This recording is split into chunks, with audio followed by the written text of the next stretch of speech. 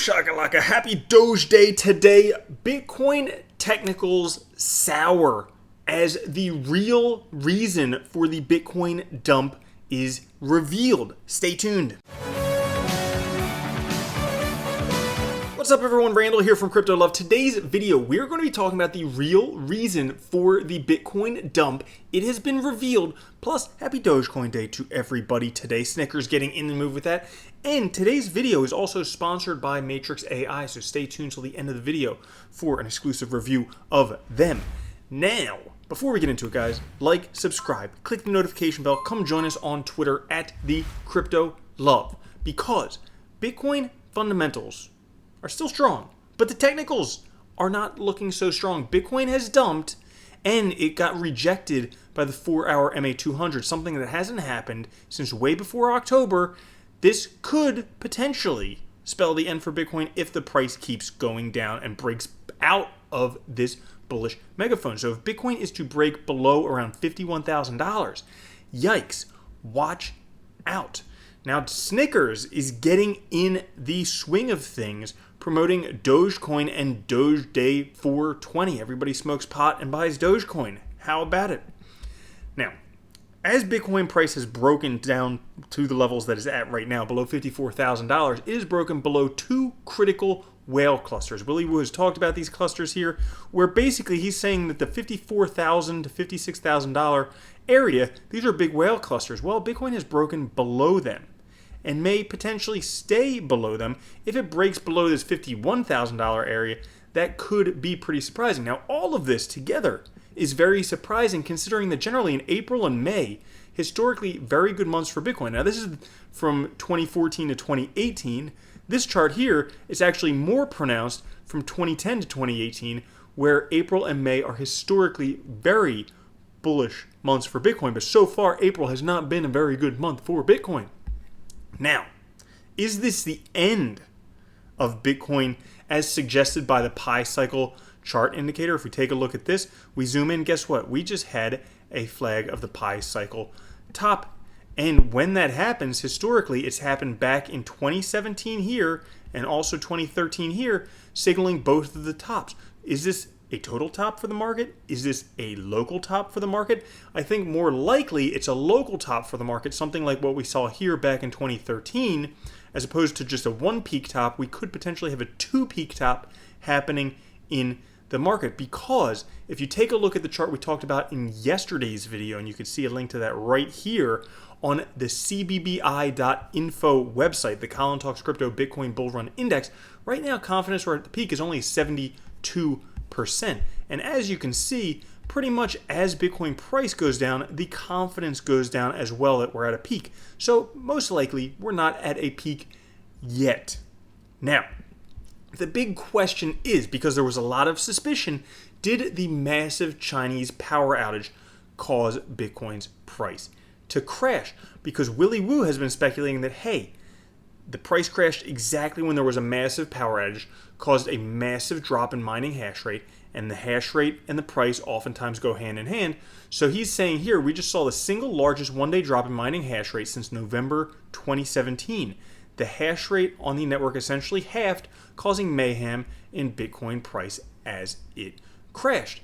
Furthermore, he goes on to point out that this is the net transfer from and to exchanges in Binance, that 9,000 Bitcoin were transferred in before the crash and 20,000 transferred out. So potentially the person transferred them in, sold to a stable coin here, and then as the price crashed, bought a bunch more Bitcoin and then transferred out. I wonder if that's the same whale. Now, is that what's going on? Or is it something even deeper than that? Because right now, right after the price crash, coincidentally, China endorses Bitcoin investment, which is weird. Why would they do that? They've been putting FUD into Bitcoin for so long, but apparently the Chinese central bank praises Bitcoin and stable coins exactly a day after this crash as an investment alternative. So speaking at an event, Li Bo, the deputy governor of the People's Bank of China, says, "We regard Bitcoin and stablecoin as crypto assets. These are investment alternatives." Further on, he goes on to say that they're going to let foreigners use the digital yuan at Winter Olympics in 2022.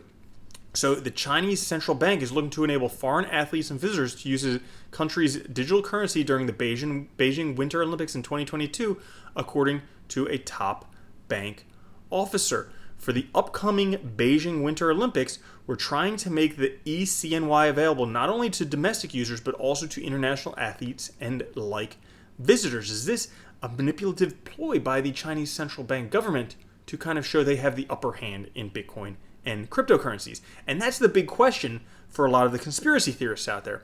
But potentially, the real answer is a lot more straightforward.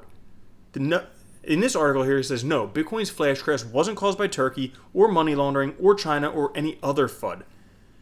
Instead, the weekend's rapid price action had its roots in over-leveraged traders. And this makes a lot of sense because a lot of people are talking about trading Bitcoin on margin. And when the hash rate drops, that makes the price drop suddenly. But then all those people who were trading on margin get liquidated because with small changes in price, they can get completely liquidated when they're at 5x, 10x, 20x, 50x leverage, and that just causes a cascading effects where the price of Bitcoin has to drop. As a matter of fact, this one event liquidated almost $10 billion. You know who profited from that? Bybit, and also all the people who promote Bybit. Those are the two people who've profited from the $10 billion price crash. Pretty much everybody else trying to make more Bitcoin gets liquidated and they have to start over from zero. So, as I said, this crash right here, pretty much caused by margin traders. That's the reason for this crash from $65,000 all the way down to $50,000, a $15,000 correction caused by leverage trading. Now, is this a bad thing? Well, right now, the fundamentals are okay, but the technicals don't look great. I suspect that a lot of institutions are probably buying in. They're buying the dip, as well as other people buying the dip. Maybe a very smart time to do that for yourself. But you have to keep an eye on this. If Bitcoin breaks below this white line, the bottom of the bullish megaphone has been in since October, we might see an even steeper correction, and that would verify that we're going to have a double top right here, potentially, as long as it comes back up, you know? So that's all about Bitcoin today. Now, as I mentioned, today's episode is sponsored by Matrix AI Network and some very cool things that they are doing right now, all right? One thing that they're doing in this right here, they have cooperation with the KBCI, the Korean Blockchain Institute, the first project to build China-Korea Industrial Park. Together, they'll offer AI and blockchain tech support to the projects of the smart city, intelligent industry sectors, and so on. So that's a big thing that they have going on. They also have a smart coal mining project. They also are involved in a One Belt, One Road project. And I think one of the very cool things that they're doing is they're aiming to provide the best software and hardware-based solutions for the crypto market. So this right here is a sneak peek at the hardware bio wallet from the Matrix AI Network. It's cutting-edge tech that scans veins, making it more secure than face or fingerprints, allowing consumers to store a wide range of crypto assets in the most secure manner currently possible. So that's some stuff that they have going on. But let's take a look at Matrix AI Network and see exactly what it is. Basically, it's a high transaction speed blockchain network that has a whole bunch of other things as well. So in terms of the functions, they have a few things here. So there's Manta, the Man Training Assistant. Now, Man is their native token. Manta is an auto machine learning platform built on Matrix mainnet. It enables anyone with no technical knowledge in AI to perform machine learning on a Matrix node and get the AI models they need. Then they have Manus, so the Man AI Service Station. So Manus is a distributed AI service platform built on Matrix mainnet. Its functions include AI model training, AI algorithmic model authentication, algorithmic model transaction, paid access to algorithmic models through API, etc. And they aim to build a distributed AI network where everyone can build, share, and profit from AI services. So as you can see, they are very committed to AI solutions and leveraging blockchain technology to provide AI solutions. Then there's ManArt, the Matrix NFT marketplace. So ManArt is a platform dedicated to AI-related NFT asset generation and authentication. It has two key elements. Number one, the big threes of AI, which are computing power, data, and algorithmic models, and two, AI art. And then Manito, the Man Industry Tech Open Platform, is an industrial network service platform built on Matrix, leveraging the high-performance blockchain by incorporating AI, big data, IoT, and blockchain technologies. It will be a powerful tool for implementing Industry 4.0.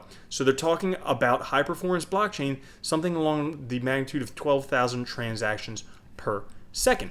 Now, MAN is the universal pass on Matrix AI network. MAN tokens are used for rewarding, payment, and digital asset authentication.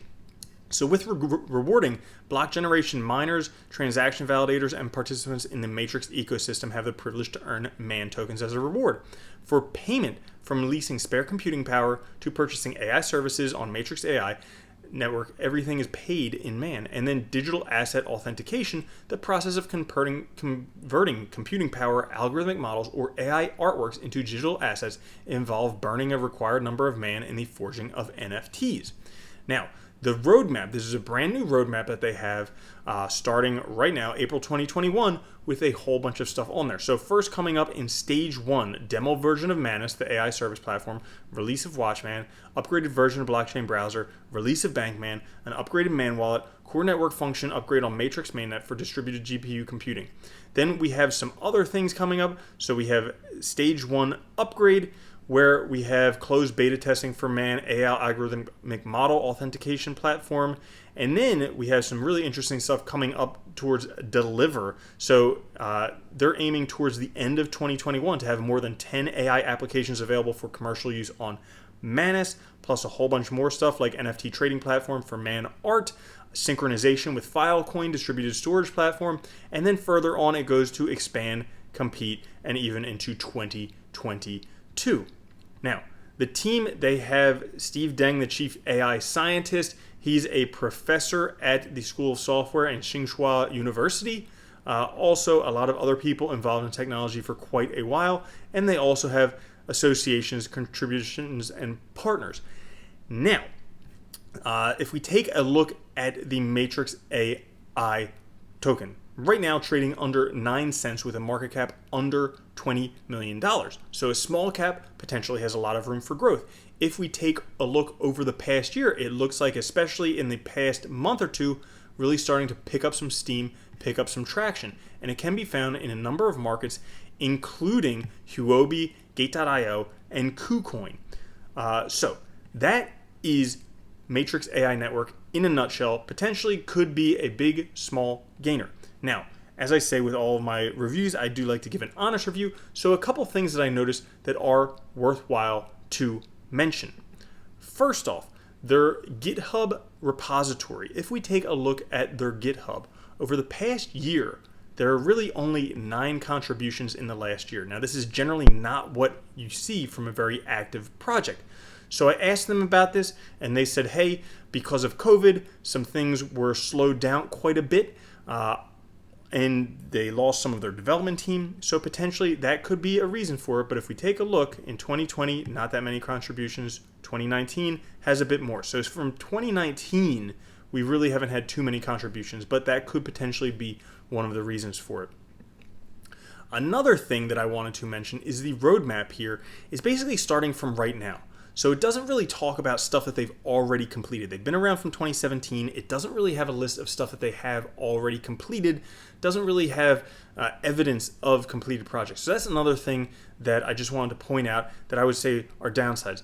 But on the upsides, very ambitious project, very ambitious stuff for AI and also for their roadmap. So I think that all of that stuff together is looking good for Matrix AI. Like I said, this is a sponsored review. Do your own research and check out Matrix AI. And that is all for today's episode. Thank you so much for watching. Thank you to Matrix AI Network for sponsoring the episode. And I will catch you guys later. Peace.